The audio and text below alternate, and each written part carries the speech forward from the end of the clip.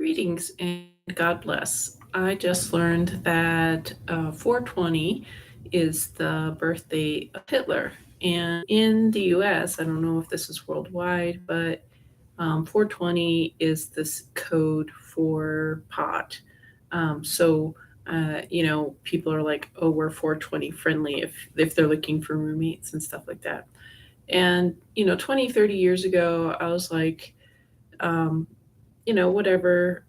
But I would say that, um, I kind of had my doubts about CBD. And I tried one CBD product, a liquid tincture, and I could actually hear the lyrics of sounds for the first time. Um, and But I tried CBD subsequently, and I never had that brain healing quality. So it seems like once something becomes mainstream, it becomes appropriated by the globalists, for lack of a better term. And uh, and I wonder if it does not really help, um, like help the world. I'm wondering. I don't know for sure, but I've got to say, having been in Colorado, and uh, pot's been legalized for several years now. Colorado is kind of post-apocalyptic. If you're like, people aren't even walking on Colfax. It's like this mile-long uh, area, and in some of the brochures here in Denver, they gleefully call it the wickedest, street in the United States or something, or in Denver or in Colorado. And it's so bleak. It's so depressing. It's so ugly, and it's like the worst part of humanity. If that's what you're into, this is where it's happening. And the bus drop stops. I mean, drug addicts are just camping at the bus stops, and it's not just like one person. It's like there's 20 people there living at the bus stop. And it's like, it's at the bus stop. Who's taking the bus? It's people who need to take the bus. So that's just really stressful, trying to wait, get off the bus. You have to wade through this crowd of people who are just out of their minds and demonized. And I would say that would be the my observation about the homeless people here is demonized. However, I just have been here a couple months, and well, actually less than 2 months. But this is post lockdowns, so I don't know. I mean, I was living in Montana, and I would meet people from who had just returned from Colorado, and they would say Colorado is terrible. It's become terrible, and that was even in maybe 2013. And I guess, which was right when the pot was legalized. So I was hearing like bad things about Colorado, but every city just got worse. Like Portland, Oregon, everybody was saying how bad Portland, Oregon was when I was there in 2004. They were like, "Oh, it used to be so much better." And then I lived in a city in Montana, and people were like, "Oh, 20 years it used to be better." I like everywhere was better 20 years ago. What was the what's the, um I mean, I would say, in my opinion, San Francisco was better 20 years ago, before Twitter, LinkedIn, and Google moved in, before Mayor Brown sold it out. Because when Twitter, Google, and LinkedIn moved into San Francisco, they didn't have to pay taxes. So they were using the infrastructure, exploiting the infrastructure, raping the infrastructure of San Francisco. Like, prices, everything went up because it was all the landlords were like, oh, we're having Silicon Valley move here, so let's make it, $1 million or something like that. And where were the working class people supposed to be? Where were the fixed income people supposed to live? And the question in my mind, if I may ask, is, it's like, where do they go now? Like, where did everybody go? Because I'm on a limited income, and I don't know where where where to go, because it's very challenging to still remain a consumer in the private. I don't want to apply for Section 8 because when you do, government agents, they hate you, they despise you. When you're asking for benefits, they loathe you, and they treat you with the greatest amount of disrespect you never imagined before.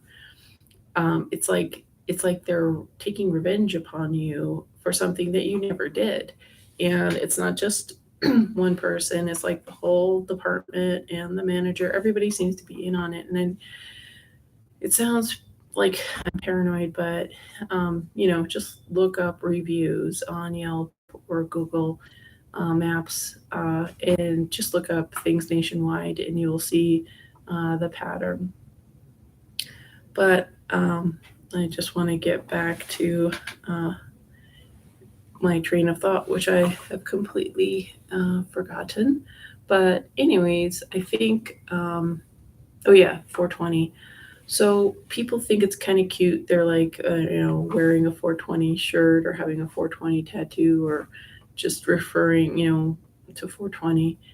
Uh, and being that I just learned that it's the birthday of Hitler, like, I think there might be something to this and something significant and occult. Now, I know I've known people in the past, like, 20 years ago, potheads were some of the nicest people.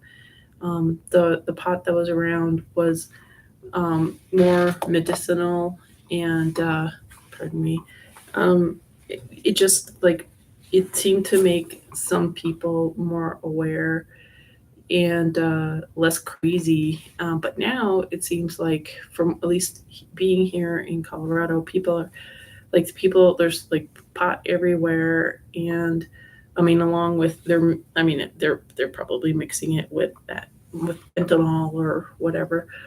And I've never seen so many people like twitching and spasming and dancing to no music, just on the sidewalk randomly.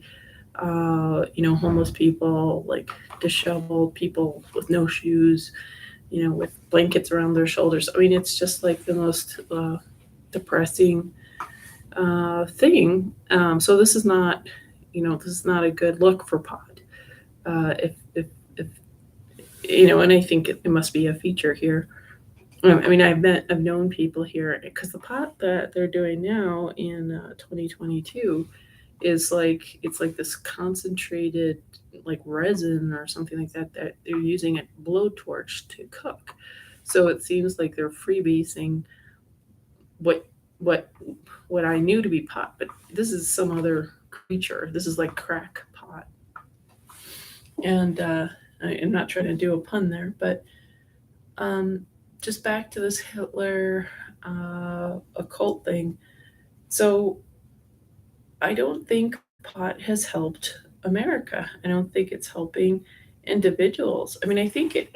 I mean, I'm assuming because I've known people, who use pot to function, to go to work, to just keep um, going through the grind of a bleak workplace.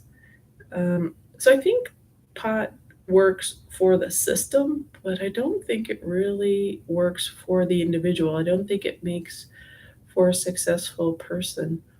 I think it is a coping mechanism. I think it helps people cope with dysfunctional, abusive environments.